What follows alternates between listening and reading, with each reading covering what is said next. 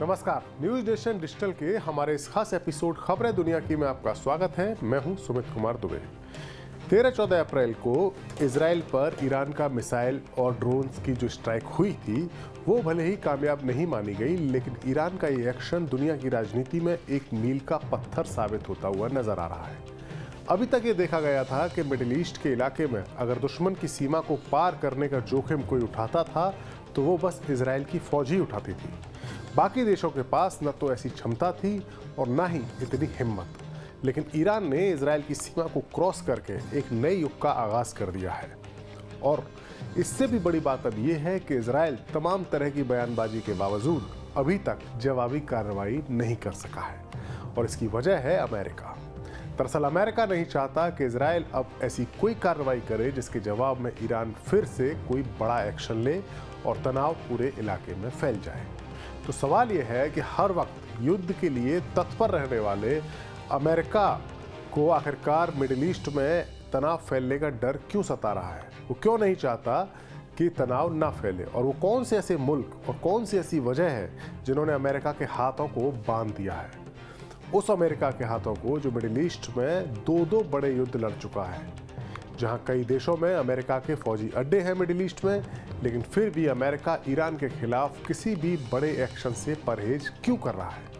इसका जवाब है रूस के प्रेसिडेंट व्लादिमीर पुतिन और मिडिल ईस्ट के कुछ मुस्लिम देश। अपने आज के इस वीडियो में हम बात करेंगे कि कैसे मिडिल ईस्ट के मुस्लिम देशों की राजनीति ने अमेरिका को कैच-22 के हालात में पहुंचा दिया है।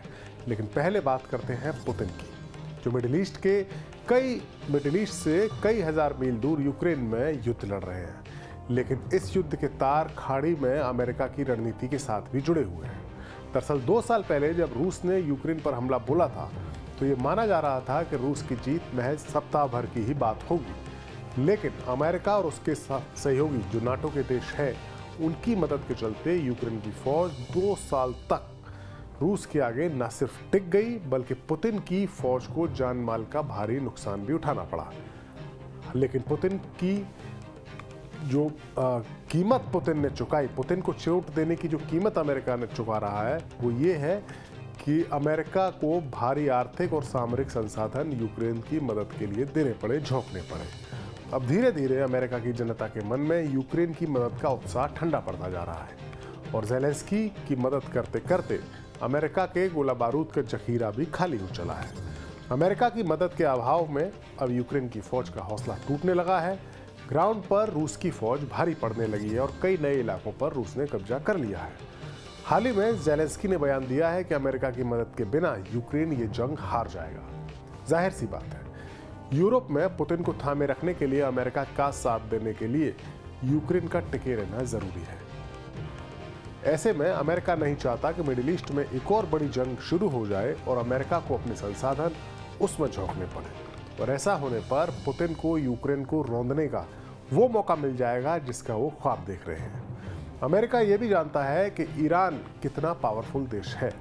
मिडिल ईस्ट में अमेरिका ने 1990 के दशक में और 2000 के दशक में 2 बार ईरान के पड़ोसी मुल्क इराक के खिलाफ जंग लड़ी थी और उसकी फौज को नेस्तनाबूद किया था, सद्दाम हुसैन की सत्ता को पलटा था।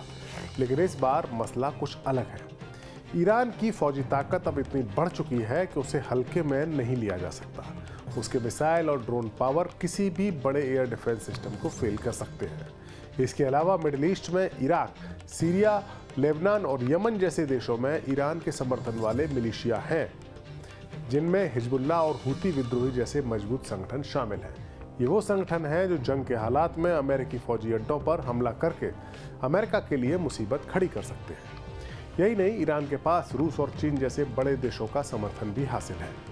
इसके अलावा जो सबसे अहम बात है वो ये है कि इस इलाके के मुस्लिम देशों में अमेरिका के जो फौजी अड्डे हैं, वो मुस्लिम देश या उनमें से अधिकांश ऐसे मुस्लिम देश नहीं चाहते कि अमेरिका ईरान के खिलाफ किसी भी बड़े युद्ध का आगाज करे। दरअसल मिडिल ईस्ट की राजनीति कुछ इस कदर उलझी हुई है कि उसमें अमेरिका की भूमिका काफ़ी अहम हो जाती है। मुस्लिम देशों से घिरे इजराइल की सिक्योरिटी का एक तरह से कहा जाए तो गारंटर अमेरिका ही है। इजराइल का कोई भी एक्शन बिना अमेरिका की सहमति के नहीं हो सकता, क्योंकि अगर इजराइल फंसेगा तो उसे अमेरिका ही बचाएगा। कुछ मीडिया रिपोर्ट्स के मुताबिक मिडिल ईस्ट में अमेरिका के खास सहयोगी देश सऊदी अरब, कुवैत और कतर जैसे देशों ने बाइडेन सरकार से साफ साफ कह दिया है कि वो ईरान पर हमले के लिए अपनी ज़मीन या अपने आसमान का इस्तेमाल ना होने देना चाहते हैं। यानी वो नहीं चाहते कि उनकी ज़मीन या उनके आसमान की सीमा से अमेरिका ईरान पर कोई हमला करे। दरअसल फिलहाल जो हालात हैं उसके मुताबिक इस बार अगर ईरान और इजराइल के बीच में जंग सीधी छिड़ती है तो अमेरिका को उसमें सीधा फौजी दखल देना होगा। यानी अमेरिकी फाइटर जेट्स, उसके एयरक्राफ्ट कैरियर्स, मिसाइल्स और फौजी यानी पैदल सेना सब के सब ईरान के खिलाफ एक्शन में नजर आएंगे। और कच्चे तेल और नेचुरल गैस से भरपूर मिडिल ईस्ट के पूरा इलाका, जहां पर अमेरिका और उसके ब्रिटेन जैसे साथी मुल्कों की हमेशा से ही दिलचस्पी रही है, वहां उन्होंने अपने व्यापारिक हितों के लिए कई सारे मुल्कों में समझौते किए हैं और वहां पर अपने फौजी अड्डे भी बनाए हुए हैं। बहरहाल मिडिल ईस्ट के इलाके में अपनी पावर के प्रोजेक्शन के लिए अमेरिका के जो अड्डे मौजूद हैं वहां से वो छुटपुट मिलिशिया के खिलाफ कार्रवाई भी करता रहता है। और जिन देशों में अड्डे मौजूद हैं वो Jordan, Saudi Arab, Bahrain, Qatar, UAE, Oman, Kuwait, Syria और इराक जैसे देश उसमें शामिल हैं।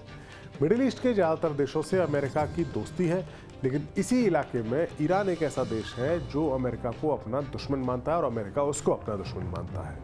अगर अमेरिका और ईरान के बीच में सीधी जंग होती है तो उसको जीतने के लिए अमेरिका को न सिर्फ ईरान पर हवाई हमले करने पड़ेंगे, नौसैनिक हमले करने पड़ेंगे, बल्कि ज़मीन पर भी अपने सैनिकों को एक्टिव करना होगा और ईरान की सीमा पर को क्रॉस करके चढ़ाई करनी होगी। ऐसी सूरत में वो मुल्क जैसे कतर या कुवैत या सऊदी अरेबिया या इराक, ऐसे मुल्क जिनकी सीमा ईरान के साथ सीधी मिलती है या उसके नज़दीक है, वो मुल्क काफ़ी अहम हो जाएंगे।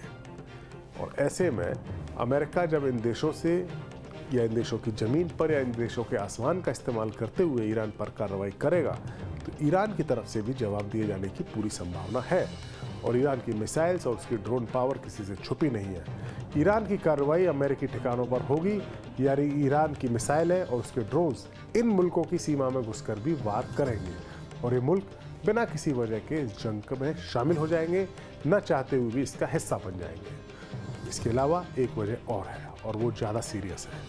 दरअसल इजराइल और ईरान के बीच का जो तनाव पैदा हुआ है उसके मूल में इस वक्त गाज़ा पट्टी में चल रहा फिलिस्तीन और इजराइल का संघर्ष है। यानी गाज़ा पट्टी में जो इजराइल कार्रवाई कर रहा है उसके बाद ही ये तनाव शुरू हुआ है। फिलिस्तीन इस पूरे मिडिल ईस्ट के इलाके में यानी पूरी खाड़ी के इलाके में जो मुस्लिम देश हैं उनके लिए काफ़ी भावुक मसला है। 1948 में जब फिलिस्तीन की ज़मीन पर इजराइल को बनाया गया था तो ये माना गया मुस्लिम देशों में कि ये फिलिस्तीन के लोगों के साथ अन्याय है, उनको उनकी ज़मीन से बेदखल करके यहूदी समुदाय के लोगों को इजराइल देश दिया गया है और इसको अन्याय के तौर पर देखा गया, जिसके बाद फिलिस्तीनियों के हक के लिए अरब देशों ने 3 जंगें भी इजराइल के साथ लड़ी। और फिलिस्तीन के हक के लिए इस बार जो जिस तरीके से ईरान प्रदर्शित कर रहा है कि वो फिलिस्तीनियों के हक के लिए ही इजराइल को ललकार रहा है। तो ऐसे में इजराइल को ललकारने वाले ईरान के खिलाफ अमेरिका को की जंग में ज़मीन मुहैया कराना या आसमान मुहैया कराना सऊदी अरब, कुवैत और कतर जैसे देशों के लिए या उनकी इंटरनल पॉलिटिक्स के लिए काफ़ी घातक साबित हो सकता है। यही वजह है कि इस इलाके में मौजूद अमेरिका के ये दोस्त देश या ये दोस्त मुस्लिम देश नहीं चाहते कि ईरान के खिलाफ कोई भी बड़ा युद्ध हो और इन देशों की नाराज़गी और यूक्रेन में पुतिन की बढ़त की संभावना ने अमेरिका के हाथ बांध दिए हैं और इजराइल जवाबी कार्रवाई अभी तक शुरू नहीं कर सका है। हमारा ये वीडियो आपको कैसा लगा कमेंट बॉक्स में जाकर अपनी राय हमें ज़रूर दें। नमस्कार।